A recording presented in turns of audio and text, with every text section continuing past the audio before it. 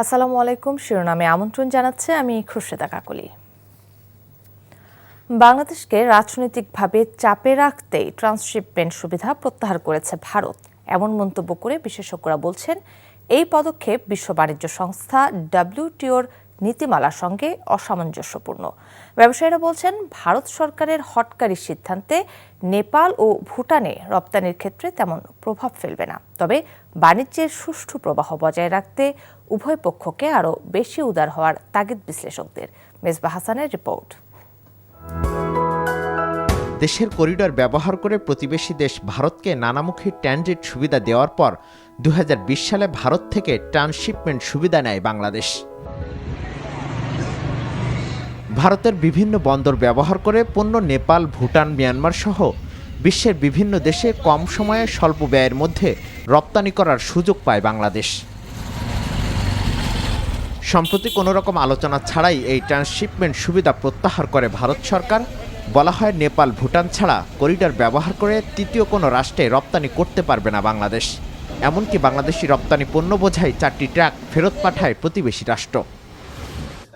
দুই রাষ্ট্রপ্রধানের বৈঠকের রেশ কাটতে না কাটতেই প্রতিবেশী রাষ্ট্রের এমন আচরণ কিভাবে দেখছেন বিশেষজ্ঞরা? এই জিনিসগুলো আসলে আর্থিক নয়, যতটা না আর্থিক তার চেয়ে বেশি রাজনৈতিক, পলিটিক্যাল কারণে।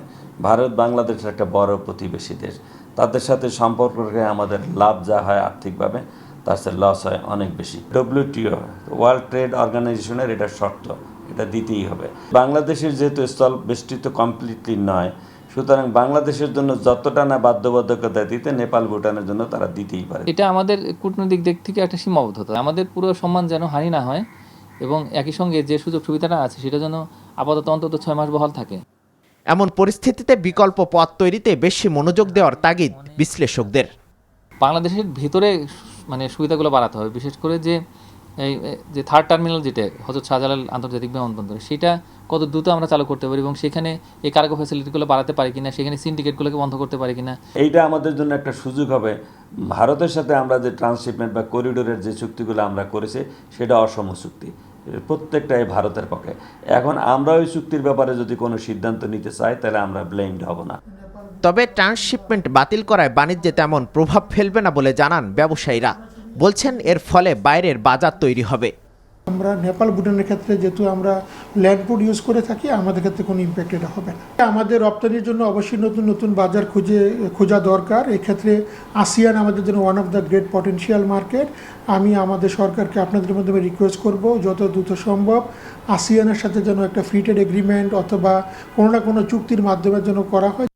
যদিও প্রাথমিকভাবে সিদ্ধান্ত বাংলাদেশের আঞ্চলিক বাণিজ্যের পথে প্রতিবন্ধকতা তৈরি হলেও দীর্ঘমেয়াদে সিদ্ধান্ত ভারতের জন্য আরও ক্ষতিকর হতে পারে বলে মত বিশেষজ্ঞদের। Mezba Hasan, NTV news, Dhaka. Miss Earth Bangladesh বিজয়ী অভিনেত্রী মেঘনা আলমকে ডিটেনশন আইনে 30 দিনের জন্য কারাগারে পাঠানোর আদেশ দিয়েছে আদালত। বৃহস্পতিবার রাতে ডিবি পুলিশের আবেদনের প্রেক্ষিতে ঢাকা মেট্রোপলিটন ম্যাজিস্ট্রেট শেফাতুল্লাহ এই আদেশ দেন। আদালত সূত্রে জানা যায়, এদিন রাত 10:30টায় আদালতে হাজির করে ডিবি পুলিশ।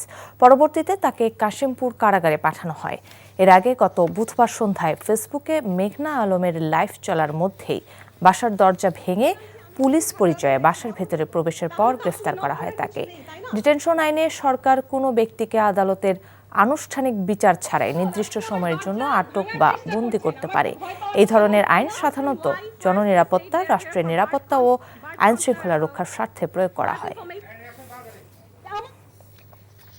মেহেরপুরের গাংনীতে বিদেশি পিস্তল, 3 রাউন্ড গুলি ও 2টি ম্যাগাজিন সহ লালটু বিশ্বাস নামের একজনকে আটক করেছে যৌথ বাহিনী। তারা জানায়, গোপন খবরে ভোররাত থেকেই উপজেলার লক্ষ্মীনারায়ণপুর ধলা গ্রামে ওই ব্যক্তির বাড়ির চারপাশ ঘেরাও করা হয়। পরে প্রায় 2 ঘণ্টাব্যাপী অভিযান চলে। এ সময়ে অস্ত্র, গুলি ও ম্যাগাজিন উদ্ধার এবং লিটু বিশ্বাসকে আটক করা হয়। লালটুর বিরুদ্ধে চাঁদাবাজি, ডাকাতি, যানবাহনের ছিনতাই, আগ্নেয়াস্ত্র প্রদর্শন ও মানুষকে ভয়ভীতি দেখানোর অভিযোগ রয়েছে।